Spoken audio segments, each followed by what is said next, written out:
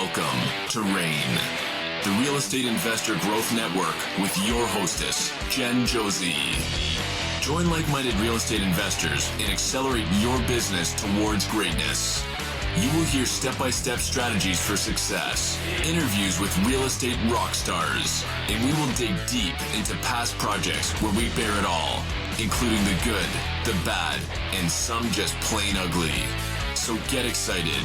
Here's the bestower of badassery herself, the real Jen Josie. Listener discretion is advised. Hi, and welcome back. I'm Jen Josie, creator of RAIN, the Real Estate Investor Growth Network. Whoop, whoop. On today's episode, we have a guest that will be sharing one of their past projects. We will let you decide if it was good or bad or just plain ugly. But before we begin, here's today's badassery bestowment, my little badass gift to you. Today's topic is lockboxes. If you are involved in real estate, I'm sure you have a handful of lockboxes rolling around in the trunk of your car. Some realtors are required to use an MLS-regulated lockbox that uses a special app to open. The lockboxes we're talking about today are the ones you use during renovations for your contractors. It is so important to come up with a system when using lockboxes. First, make a rule about where the key goes once the door is unlocked at the start of the day. Some contractors are used to just putting the key in their pocket. This can cause a problem if they forget it's in their pocket and they leave before the others are finished. I tell all my contractors to unlock the door and then return the key to the lockbox so everybody knows where it is at all times.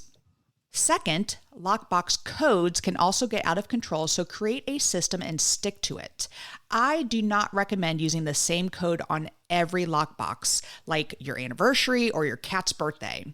This could create an issue with a disgruntled contractor on future projects. I have known a few general contractors that use the house address for the code. Not smart. What we do is we actually use the house number, but we subtract each digit from 10. For example, house number 1234 becomes 9876. You take the first digit 1 and subtract it from 10, making it a 9, and so on. We do not tell our contractors the system. They just think it's a random code. When you have 5, 10, 15 projects going on at once, it makes life so much easier. Lastly, always keep a spare key in your office. Keys have been known to disappear from lockboxes, so make sure you are prepared. It is not fun having to swap out deadbolts at 9 p.m. because your concrete guy dropped your one and only key somewhere in the middle of that freshly poured driveway. So, I hope you get keyed up to create some new lockbox systems. Now, on to today's episode of the Real Estate Investor Growth Network podcast. We have with us Callie Loewen. Callie is a speech-language pathologist turned real estate investor based in Nashville, Tennessee. Along with her business partners, she is a serial entrepreneur and co-owner of Southern Legacy Companies, a full-service real estate investment company, Chattanooga Beard Company, we're going to have to find out about this one, the Marcato Group, and various holding companies for single and multifamily real estate. She's been married to Josh, her husband and business partner, for 13 years. I had the pleasure of meeting Callie at a conference just a few weeks ago, and you will all soon see why I had to get her on the show. So welcome, Callie.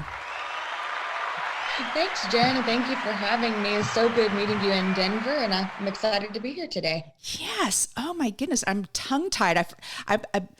I'm going back and I'm going to be editing everything. But during that intro there, I'm speaking to a speech pathologist. So I was like, I kept flubbing my words. But anyway, I'm so happy to have you. I was so impressed with you. I got to start off with this because the first time I kind of really laid eyes on you, you stood up at our conference and there's 225 people in the room. all very high level entrepreneurs in looking to get involved or are already involved in commercial real estate. And you stood up and said, I'm just manifesting my goal right now and I'm going to write a book. And I was like, yes, I love that you had the cojones to just stand up and make this announcement to, a room full of people. And so I was like, I have got to get to know this chick. And we hung out at the bar later and I was like, yes, I like her. So let's get her on the show. So tell us a little bit about you. Give us a background, how you got involved in real estate. Sure. So my husband and I decided it was time for a change. He was working in corporate America and doing 80 to 90 hours a week. And it's too much. And so he had the opportunity to take a job with his friend in a private sector finance company. And so we met up with them, kind of discussed some details and found out that they were going to open a Nashville office. And so over dinner, we just looked at each other and said, okay, well, we'll just go to Nashville. And so once we got placed in Nashville, he's working his commission-based job. That allowed for a little bit of time to really dive into real estate, which is something we'd always talked about, but the market was prime for it. And his schedule had been freed up a little bit. And so we just went for it. Isn't that crazy how a moment can just go, oh, yeah, we're going to move to Nashville.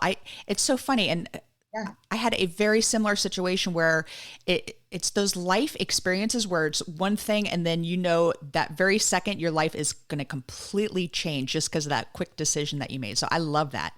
And I also know that you were involved with Fortune Builders. That was your education program. I'm a big believer in education programs, and you are a mastery student in Fortune Builders. When did you start Fortune Builders? We started that very shortly after the Nashville. We call it our early midlife crisis. So you just, move to a new state, start a career in a new industry, and then heard about Fortune Builders actually on the radio. And Josh, my husband, signed up for that 3-day course. Mm-hmm. And so I went with him to make sure he didn't spend any more money. And so I actually ended up being the one to write the check because just like you, like the education is, every cent that was spent on that, I would say in the first 2 deals that we did, just the mistakes that we saved. Absolutely. We are even. I'm sure you probably have similar experience with them. Of course. And that's so funny you say that because I said, oh, we'll do the 3-day event, but there is no way we are buying into this company. And I just kept researching you would see people say, oh, it's a scam, it's this and that, but none of those people were ones that had actually signed up for the education program. I couldn't find one review from a Fortune Builder mastery student saying that it was a horrible experience. So by the end, it got to a point where I'm like, just take my money. I'm in. And yes, you make that money back tenfold. So important to invest in yourself. So make sure you're out. Those people listening, invest in yourself. It will save you so much time and money in the future. So I brought you on here, Callie, because we're going to talk about one of your past projects. And I saw a little sneak peek on this one, and this is going to be a great one. So tell us a little bit about this property. Yeah, this was a fun little trip down memory lane. This is one that we bought about a year after we had joined Fortune Builders. So it was a 768 square foot home, 2 bedrooms, 2 bathrooms, and it was listed at a price of $207 per square foot. And the ARV on that was going to be a little over $200 per square foot. Okay, I see your face. It's then that's what everyone else said too. And Callie, you did what? And so what we did was we said, absolutely, $159,000, we will take it. Okay. Maybe you want to know more. So what was the asking price? Let's start there. Sure. The asking price on this one was $159,000. Okay. And then but then the ARV is still $159,000? So no, the ARV is actually $600,000 is what we had calculated. Gotcha. All right. So you're going to have to explain this to us, how you made this magic happen. So let's describe the property. Tell us what it looked like when you got there and all that fun stuff. So this property was actually a fun one in the turning point of our business. I never saw it until we bought it. Yes. So one of our partners had gone to take a look and it was listed as a teardown. And honestly, they were pretty close to correct on that. It was bad. It smelled. There was water damage. The house was tiny, But what we saw in the area were homes that were between 28 and 3,500 square feet selling at that 600 plus. Gotcha. Okay. So that's where we thought that not such a bad deal. But I got calls from local wholesalers who saw the purchase. They're like, what were you thinking? So your idea was to basically do a value add and add square footage, correct?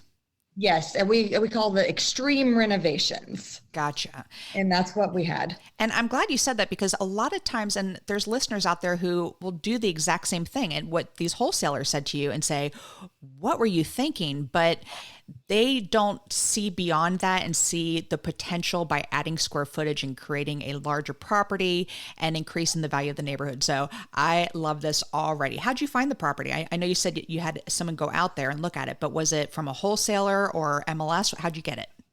So this one was an MLS deal, which was and still is very unusual for us to find deals there. They exist, but typically less than 10% of our projects come from the MLS. Wow. Well, that is awesome. And you said you bought it for $159, and the estimated ARV was over 600.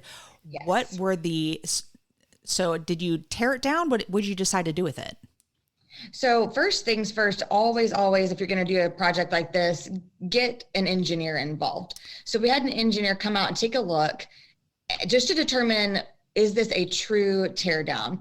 And so he determined that the actual foundation that was in place on that 768 square feet really wasn't too bad. And that like some of the front wall section, it wasn't completely rotted. There was nothing wrong with it. It was stable. The engineer blessed it. And then, so we got with him to develop a plan to then tie in the original foundation, extend the footprint, and then go up. Okay, so I know, because I'm in Raleigh, North Carolina, you're in Nashville, Tennessee. So the rules here in Raleigh are, if you tear down the house, but if you leave like a front porch or something, you don't have to do the actual new build permits, which are more expensive. You can still keep it and call it a renovation. So what's it like in Nashville, Tennessee? Very similar. If you're able to keep, most of what was the original, as far as the foundation, that is looked at more as a renovation project. And so depending on what city you live in, all of the listeners out there, definitely something to check so you can avoid any potential terrible surprises with, getting the wrong permits. That is how it is in Nashville. This was considered a renovation because the original footprint and part of that front wall still stood, which Gotcha. saved us some time also, because that's the big time factor, is getting those inspections and the final inspection signed off on new build versus renovation. Gotcha. And so what are your first steps? Because with a renovation, you have, an existing shell, and then you redo some things on the inside. Here you are adding square footage. So what's your first steps that you have to do with this project? Yep. First step, like I said, was engineer. And then from there, we got our demo crews out there and just took down 3 sides. Roof goes off, all the inside gets scraped, and you're basically left with a front facade and then essentially what the platform where the original foundation was. But what about like the square footage that you're adding? Did you get a designer, an architect? How'd you do to get the designs? So we actually do those in-house. Oh my goodness. Yeah. So work on floor plans. My husband's dad built homes for a time, and so he had some pretty good experience there. And then the guy who was doing our acquisitions at the time, just kind of a hobby interest, was doing floor plans. And so our city only they don't require a full set of stamped architectural plans. So since we had gotten with the engineer to verify all of this, we submitted our site plan, all of that was approved. So it was 700 something square feet. Yeah. Did you expand like back, or did you go up? Yes and yes. We went back, sideways, and up. Oh, goodness. So it was originally, you said a 2-bedroom, 1-bath, or 2-bedroom, 2-bath? I'm sorry. It was a 2-bedroom, 1-bath. Okay. And you turned it into a what? You know what? I think that we ended up being 5'4". Goodness, that is massive. All right. So how did you finance this deal? This one was financed with a combination of hard money. I can't remember if it was a Lima one or a lending one, but that type of loan product. And then we had a private money lender and second lien position at 12%. 12%. And what'd you pay the hard money lender, if you don't mind me asking? Sure. It was 1.5 points and 8.5%. That is very good. And yes. yeah, I've used Lima One. Who was the other one you said? Lending One. Lending One. I don't know them. I'm just going to take notes on that. And and what did you borrow? We borrowed, I think that we had the purchase price, and we had estimated about $330, I think $230 on the renovation. Gotcha. So we borrowed. So you're basically building brand new, and it's going to cost $230,000 to put this 5-bedroom, 4-bath property on this foundation. Yes. Okay, gotcha. So, I mean, that sounds like a lot of work. What was your projected timeline? So on a project like this was actually our second mega renovation, so we had a better handle on the time. Typically, we estimate 9 to 12 months. Okay. And yeah, usually we give ourselves 2 or 3 months leeway just because city inspectors take a while in case anything, gets back ordered on materials. Yeah. And by the way, COVID made our city inspection folks took forever to get permits at the beginning of 2020. It got nuts. So super smart to plan for those permitting time length there. So you have your projected timeline. Were there any surprises as you're starting to do work? The big surprises, well, we did have a little incident where one of our guys backed a piece of equipment into part of a retaining wall and part of yes. So that was kind of a big oops. As far as surprises with timeline, we actually nailed this one, which maybe that's the surprise, is that everything kind of fit in our projected time. Callie, that is huge because, that never happens in real estate. So congratulations on that. We just did our first new build and it took us 14 months and we had projected the 9 to 12. So bravo to you for sticking to that. That is awesome. So you go through the project, you build everything up, and you had your one little oops in there. It sounds like everything's smooth sailing. What was the listing price once you completed it?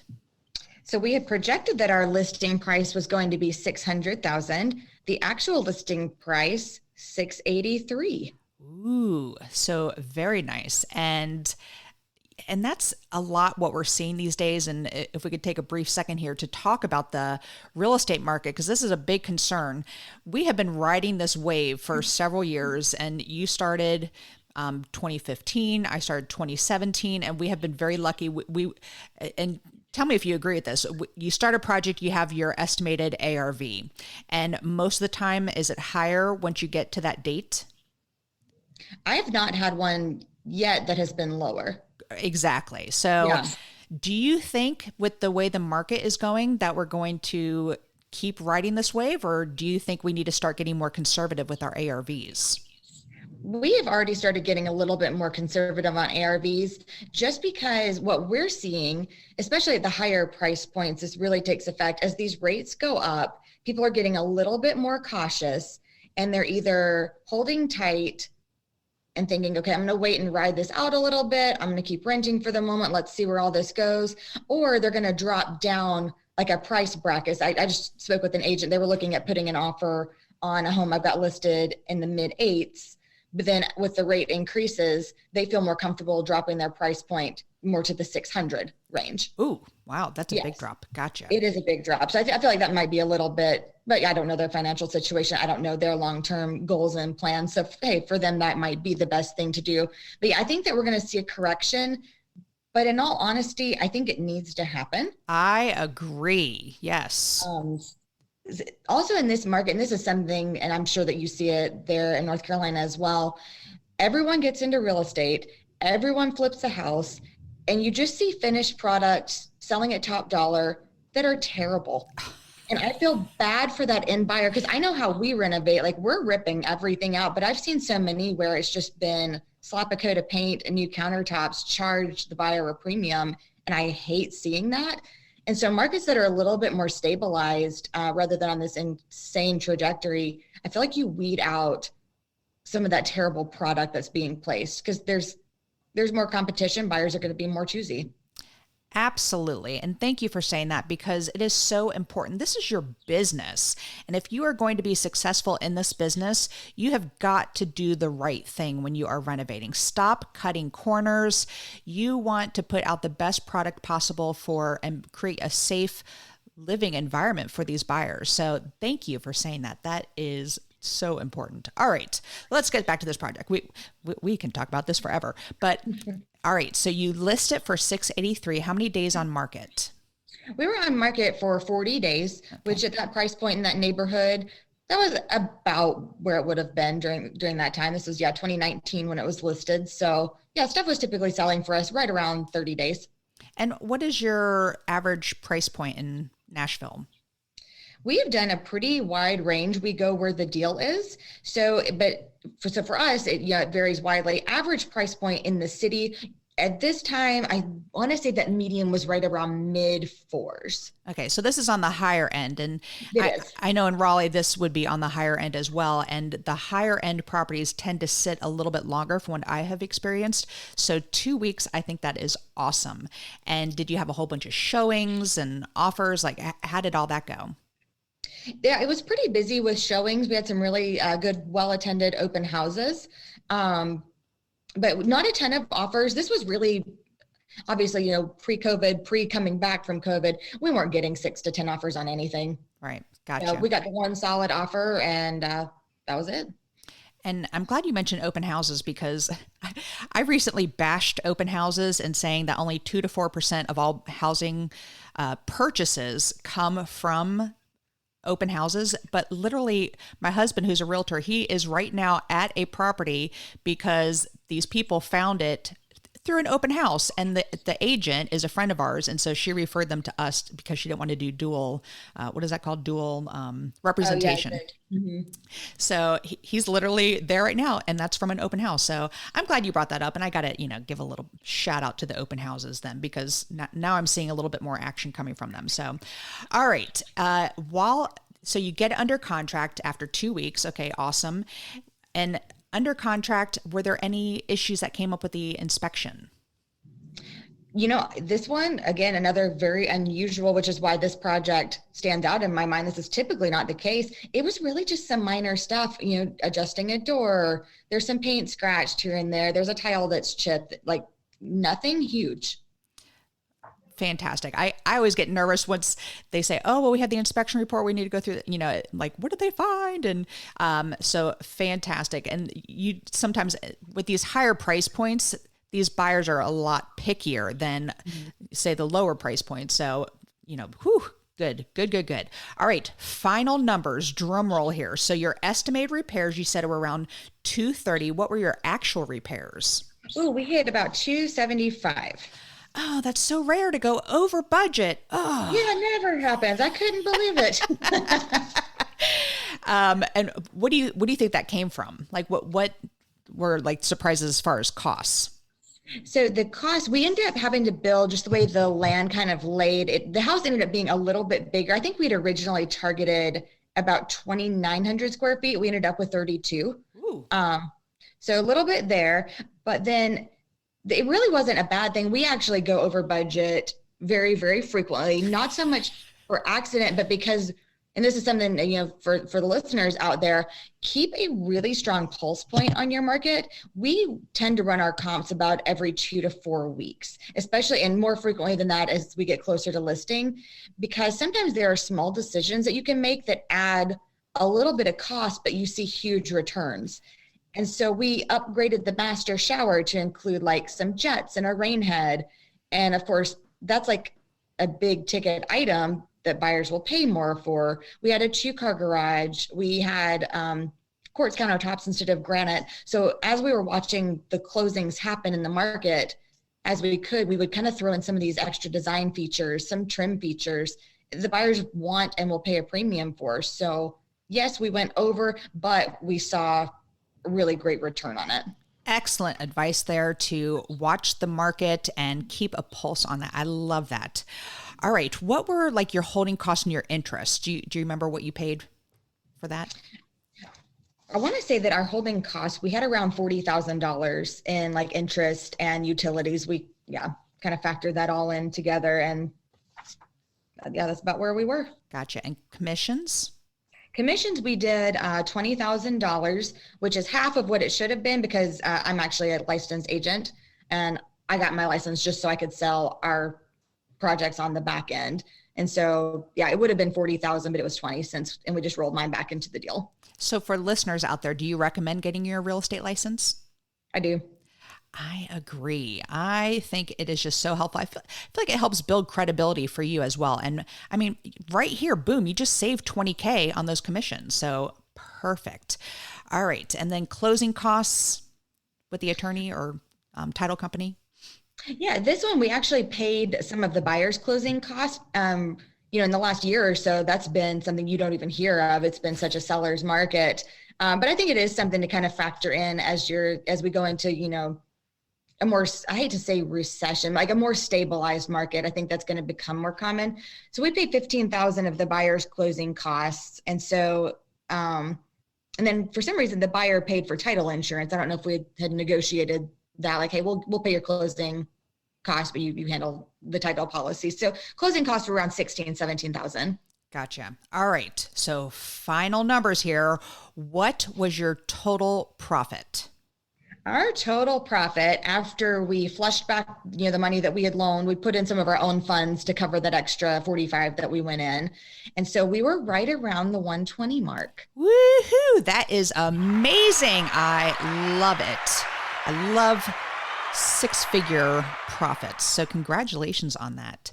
Thank you. And after completing this project, what were some of your main takeaways? Definitely, we were rewarded for keeping an eye on the market. And so I've even tightened that a little bit more, just as, every couple of weeks, I'm looking at our comps. What are some very specific things that we can do that buyers are obviously telling us by the price that they're paying that they want? So that, and then since we've been doing these huge value adds that almost always go over budget because the market supports it, we have a constant stream of private money that we're raising.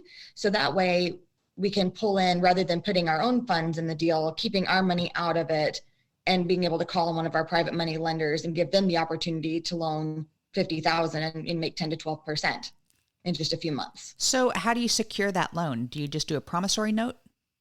We do a promissory note, and they're actually on the deed. We have another closing. We take it to title. Oh, as like a third Mm-hmm. position? Yes. Smart. I like that. All right. So you said some great things here about keeping an eye on, the comps in the area and adding, and like by increasing your budget just a little bit, it produced higher returns. I want to also tap into that and say, we just finished this property that it was our first new build, and it was $1 million home. And in that situation, me personally, if I was buying $1 million home, I'd want a garage and a concrete driveway, for example. If you are keeping an eye on the comps, all the other houses in this neighborhood, they all had gravel driveways and none of them had garages. So with that in mind, you don't, just because you personally would want that, it's so important to keep an eye on the comps, because if nobody else is doing it, why spend the money to do that? So do you agree with something like that? 100%. Yes. So, I coach a lot of students and they want to do what is best for them, but you don't want to over renovate something or overbuild something that is going to outprice your buyers. So, I just want to throw that out there as a way to also save some money. So great job on this project. And after completing this, do you do your future projects or the projects that you did after this? Do you do any of them differently once you completed this one? This one, really just keeping an eye on the private money so we don't have to put our own in there. That's probably been the biggest takeaway. That is awesome. And that's a takeaway for me, because I am real quick to start digging into my own, credit cards, or we have a self-directed IRA borrowing from ourselves. And, just that is super smart to just reach out to your private money lenders, because we have a ton of private money lenders saying, hey, we just, closed on this house and we want to roll this money into something else. Do you have any projects coming up? And there are times when you can't spend their money quick enough. So this also creates more opportunity. I love this idea. The third position is still makes me a little nervous, but if the opportunity is there, if the numbers make sense, awesome. So thank you for sharing that. That was a huge takeaway for me. So the second half of the podcast is what makes Callie a badass. And I use the acronym BADASS. But before we go in, I want to hear about this Chattanooga Beard Company. What the heck is that about? Okay, so in high school you write those essays, where will you be in 15 years? I'll tell you that owning a men's hair and skincare company was not in my essay at all. So this was, you hear that your network is your net worth. And so this is really just a manifestation of that. So our business partner had a good friend who is now another business partner of ours. He had a friend who was a barber and was just making this fantastic beard oil, beard balm made with natural ingredients that actually smelled nice, which Jen, I imagine you don't do too much of a deep dive into the beard care products, but Nope. That's kind of unusual to have something that works well and smells nice. And so just around the local area in Chattanooga, the product was blowing up, but it was more just a hobby for the barber. But we saw the opportunity when it was brought to us by our friend. He was like, hey, this stuff is amazing. You guys run a lot of businesses. What do we have here? And so we ended up going in. The barber is still part of the company. And so we all partnered up and we now own Chattanooga Beard Company. And we have taken it nationally. We're on Amazon and Walmart. That is so cool. You truly are a serial entrepreneur. I love that. And to own a business, you don't have to know everything. You have someone, it's the who, not how. I'm reading that book right now. They were talking about that at the conference. Do you remember that book? I do. That was a huge takeaway. So important. Yeah, I'm loving it. But, you have someone who has this great product and you are the brains behind it and says, let's take it further. So that is awesome. And you are a badass. So let's get into this badass. And the first letter is B for book. What's a book that's made a huge difference in your life? The very first book that I read that was kind of like a self-improvement, because before really getting into Fortune Builders, that was just not anything that I really considered. I worked my 9 to 5. I was good at my job, but I didn't really think about improving myself until I read the book Mindset by Carol Dweck. Okay. And have you read that one? I have not. So this was, if you've never done like the self-help stuff, this is such a good starting point. And she talks about a growth mindset versus a fixed mindset. And so it's really all about how you approach problems and failures, how you view those, and then what you do with it. And that's been massive for me. I found some huge holes that I was able to kind of work on. And of course, this as a business owner, if you're not in the right headspace, it's really hard to get a whole lot of anything done. Yeah, so true. And, working with partners, I know with you and Josh, sometimes you guys get on different levels and the other has to keep up sometimes. So, I sneak some books over on Vance's desk on occasion. So, yes, huge. I'm going to have to check out this book. There's so much difference between that growth, just getting that growth mindset and how it changes everything about your life. So that's fantastic. And by the way, since we're on B for book, you made this huge projection that you were going to write a book. So do you want to tell a little bit about it? I really don't know too much. You just made this announcement. Yeah, so that was terrifying. I stood up. And that's why I like you so much, because I was like, oh my God, that's like, just to announce it to a room full of people. So keep going. So yeah, I was super scared. I was not going to do it. And my whole goal in that conference was to be uncomfortable. Yep. And so I said, okay, if you're scared, then that definitely means you have to do it. And if you want to get something done, just tell 225 top producers you're going to do it. And you're probably going to, I've already had people like reach out on Facebook, like, hey, how's it going? Which is, hey, I appreciate that so much. Mm-hmm. So basically I've just been focusing on the process. I gave myself right before the conference for the next 30 days. I said, I'm going to write for a minimum of 15 minutes. It doesn't matter what I write about. I'm just going to do it. And then and so I've started kind of collecting my thoughts. I've written about how I arrived from like a 9 to 5 to owning multiple businesses. I think that's a goal for a lot of people. And so I've really just been collecting what's the theme that I'm seeing in my writing, and how do I organize this in a nice fashion? So really just working on the process, the materials coming. I wish you the very best. I was like, ooh, man, she's got some, and you saw it as being scared, and I saw it as you having so much courage to get up and announce that. So bravo to you. All right. The first A in badass is advice. What's the best piece of advice you've ever received? So 2 pieces that I took away from Fortune Builders, and for the life of me, I can't remember which presenter, we go to all the boot camps, but I wrote these 2 things down. One of them was never take advice from someone who isn't 10 times more successful than you want to be. So important. And then the other piece is your perception is your reality. Oh, so good. And when have those been beneficial for you? So the taking advice, and really, especially as we first started our businesses, you'll tell your coworkers, you'll tell family and friends, and a lot of them are like, oh, that's cool, that's neat. But I think more of the majority is, well, why would you do that? Why would you quit a perfectly good job? I heard that one all the time.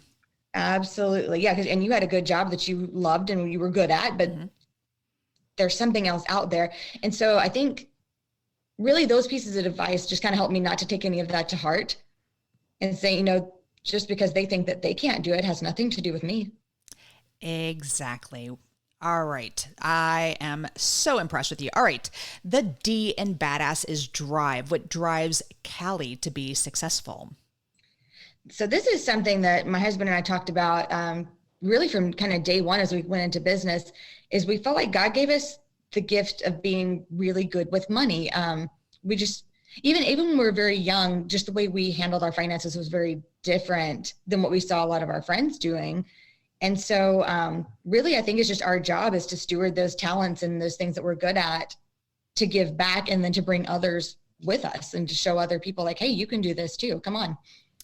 Love it. All right. The second A in badass is aspiration. What is a goal you are currently working on? I think I already know the answer to this one. You do know the answer. So my goal is obviously to get this book done. And when we were doing at our mastermind event, we have roundtable discussions. And so that was the goal that I kind of presented, like my hang up. And really, I think I was just afraid to get started. So I had the goal set for myself to finish this by 2025. And a couple of the people at the table were like, why? It is not going to take you that long. And I was like, I don't have a good reason why. I think I'm just scared to do it. So I just threw it 3 years in the future. That is, so I was at the same event, obviously, and Tim Bratz is the one who organizes this, and it's called Family Legacy. And what he does, and this is so smart, and if you are not in a group like this, you can always create your own. And it's a mastermind format where no person in the room is smarter than all the people in the room. So they put you at these tables, and you're supposed to share your life struggles or your business struggles, whatever's going on. And collectively, as a group, people help to come up with solutions for you. And look at what it did for you. In those 5 minutes, you had to speak about this and how it immensely changed your life. So listeners, go out there, and if you are not part of a mastermind, join a mastermind. If you don't have masterminds near you, then create one. It's just so beneficial to surround yourself with those 10x people and to help push you along. Would you agree, Callie? Am I right? Most definitely. And it's just so impressive, and it gives you such a perspective sitting at a table, because you see someone who is still working to get their very first deal, and they have their struggles. But then you see someone who has 4,000 doors that they've accumulated, well into their career, and they have their struggles too. And so I think it's just very helpful to see that, no one knows more than all of us. Exactly. All right. See, listeners, why I liked Callie so much. All right. The first S in badass is systems. What systems do you have in place to help you achieve success? Systems are my favorite. This is kind of my role in the company, is to look at all of our process, whether that's contract to close, whether that is, steps to, working with another agent to list a property. If I'm too swamped, everything has a system. And so it really helps us eliminate those surprises, because surprises cost time and money. And so if you could kind of reel those in, that's huge. And so, obviously within the business, and then my system for writing my book, I think I touched on that a little bit, is my little 30-day challenge to establish that habit. And then I'm going to be working, I'm on vacation the next 3 weeks. I'm still going to continue to write. And then the next step is really starting to, as soon as I get back, I've put in place, I'm going to contact, a minimum of 3 different people in the publishing industry. And so just having like those checkpoints, because if you know where you're going, it's easier to get there, right? Huge. And my badassery bestowment was systems for lockboxes, which, so you need systems for everything. And, just taking that goal and then putting systems behind it to help you push and get to it. So thank you for sharing that. All right. The final letter and second S is for success. What does success mean to you? So for me, success is being able to set a goal, break it down into steps, perfect your process, and then to bring others with you. And that last part is my favorite thing about owning a business. Yes. And we were just talking before that you had your 10 folks on your team, and I am ready to start hiring people to expand our business. That's one of our next steps as well. And bringing others along with you is just so important. And people brought you along with them. I'm reading this Who Not How. And that's a lot of the basis of the book is you can be the who for somebody else. So thank you, Callie, so very much for being on the show. What's the best way for my listeners to find you? So the best way is on social media. I do most everything under my personal. It's Callie Walker Loewen, and that's on Facebook and Instagram. I also have a website. It's southernlegacy.co. And don't judge us on that one. We're in the process of doing some updates. Well, I am so grateful I got the chance to meet you and have you on the show. I hope to have you back soon. And that is all. Thank you for listening, and we will catch you on the next episode. Now go out there and share your badassery. And don't forget, make it a great day. Take care. Bye-bye. Whoop, whoop. Thank you for listening to RAIN, the Real Estate Investor Growth Network. Be sure to subscribe on your favorite podcasting platform so you never miss an episode. If you need more badassery, you can follow Jen Josie by visiting therealjenjosie.com or become a member of RAIN by registering on rainmastermind.com.